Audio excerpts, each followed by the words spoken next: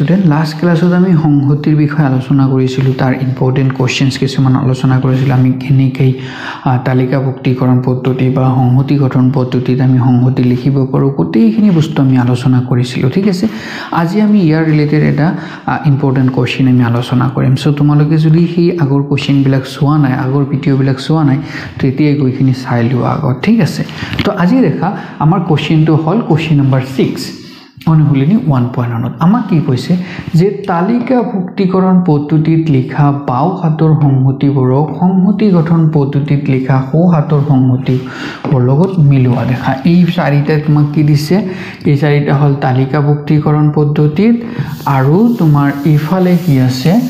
ইফালে তুমি দেখা ইফালে আমাক দিছে সংহতি গঠন পদ্ধতি এই কটাক আমাক কি কৰিব লাগে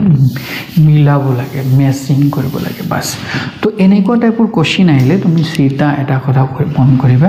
এই যে যেটো তালিকা সংহতি গঠন পদ্ধতিত দিছিল নহয় ইয়াক জাস্ট তুমি কি কৰিবা তালিকাকৰণ পদ্ধতিত লিখি লবা সিধা ইয়াক লিখিলে গম পাই যাবা যে ইয়াৰ কোনটো হ'ব বা দেখিলেও কিছুমানক গম পাই যাবা ঠিক আছে তো মই ডাইৰেক্ট ইয়াক আমি জাস্ট তালিকাভুক্তিকৰণ পদ্ধতিত আমি লিখিব চেষ্টা কৰিম তো দেখা এটো প্ৰথমটো কি কৈছে দেখা x এটা মৌলিক সংখ্যা আৰু ই 6 ৰ ভাজক মানে 6 ক ভাগ কৰা হ'ব লাগিব আৰু মৌলিক হ'ব লাগিব এটা 6 ক কোনে কোনে ভাগ কৰে দেখা 1 এ 6 ক ভাগ কৰে 2 এ ভাগ কৰে 3 এ ভাগ কৰে আৰু 6 এ ভাগ কৰে এই কেইটা কোনে ভাগ কৰে 6 ক ভাগ কৰে এতিয়া এই কেইটাক যে 6 এ ভাগ কৰে ইয়াৰ ভিতৰত তুমি এটা মনত ৰাখিবা ইয়াৰ ভিতৰত যি কেইটা মৌলিক কেইটাহে হ'ব কাৰণ মৌলিক কেইটাহে লাগে x এটা মৌলিক সংখ্যা হ'ব লাগিব তো 2 আৰু 3 হে মৌলিক আছে যি আছে কি কৰে 6 ক ভাগ কৰে তাৰ মানে ইয়াৰ ভিতৰত 2 আৰু কি হ'ব 6 হ'ব তো 2 আৰু 6 থকা কোনটো আছে দেখা 2 আৰু 3 সৰি 6 নহয় 2 আৰু 3 নহয় জানো এই দুটা 2 আৰু 3 2 আৰু 3 থকা কোনটো আছে এইটো আছে মানে এইটো কাৰ লগত মিলিব এইটোৰ লগত মিলিব বাস হৈ গল আমি মিলাই দিলো তাৰ পিছত তুমি বি নম্বৰটো তুমি দেখাছন বি নম্বৰটো কি কৈছে যে x এটা 10 তকৈ সৰু অযুগ্ম স্বাভাৱিক সংখ্যা 10 তকৈ সৰু অযুগ্ম স্বাভাৱিক সংখ্যা কি আছে তুমি কোৱাছন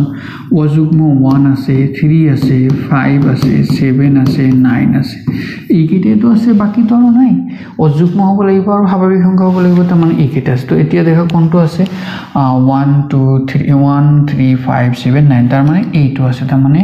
কোনটোৰ লগত কানেক্ট হ'ব এইটোৰ লগত হৈ গল বাস পাই গলো এতিয়া তুমি দেখা এইটো থাৰ্ডত আমাক কি কৈছে দেখা x এটা স্বাভাৱিক সংখ্যা আৰু 6 ৰ ভাজক মানে 6 ক ভাগ কৰা জনে 6 ক ভাগ কৰে হিয়ে থাকিব তো 6 ক কোনে কোনে ভাগ কৰে 1 2 3 আৰু 6 কোটে কেটা 6 ক ভাগ কৰে তাৰ মানে এতে কি থাকিব 1 2 3 আৰু 6 থাকিব তাৰ মানে কোনটো হ'ব এইটো নহয় জানো তাৰ মানে ইয়াৰ লগত এইটো মিলি যাব বাস আৰু এটাহে আছে এইটো ম্যাথমেটিক্স শব্দটোৰ x এটা বৰ্ণ এতিয়া এই ম্যাথমেটিক্সত মানে কি বৰ্ণ কেটা লব লাগিব m a t h এইকেইটা থাকা এইটো আছে দেখিলে গম পোৱা যায় m a t h থাকা তাৰ মানে এইটোৰ লগত এইটো হ'ব নহয় জানো তো এইটোৰ লগত এইটো হ'ব এইটোৰ লগত এইটো হ'ব আৰু এইটোৰ লগত এইটো হ'ব বাস বুজি পালা তো আমি এনেকৈ জাস্ট এনেকৈ আমি মিলাই দিম ঠিক আছে তো এনেকুৱা টাইপৰ মেচিং কৰিবলগীয়া কোৱেশ্চন কিন্তু পৰীক্ষাত আহে সো তোমালোকে ধুনীয়াকৈ কৰি দিবা সো এইটো এক্সাৰসাইজৰ অনুশীলনী 1.1 ৰ গোটেই কেইটা কোৱেশ্চন আমি আলোচনা কৰিলো আৰু এইটো এক্সাৰসাইজৰ যিমানবোৰ বেসিক কনসেপ্ট লাগে গোটেইখিনি আমি আলোচনা কৰিছো সো নেক্সট ক্লাছত আমি ইয়াৰ পিছৰ যিবিলাক আমাক কনসেপ্ট লাগে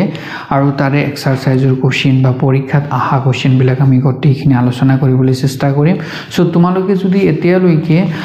আমাৰ চেনেলটো সাবস্ক্ৰাইব কৰা নাই সো এতিয়া গৈখিনি সাবস্ক্ৰাইব কৰি দিয়া আৰু তোমাৰ ফ্ৰেণ্ডছ বিলাকক শেয়াৰ কৰি দিয়া যাতে হিহঁতো আমাৰ এই ভিডিও বিলাক চাইখিনি হিহঁতো ভালকৈ শিকিব পাৰে আৰু ম্যাথমেটিক্সত ভাল ৰিজাল্ট কৰিব পাৰে ঠিক আছে সো আজিৰ কাৰণে এইখিনিয়ে বাই বাই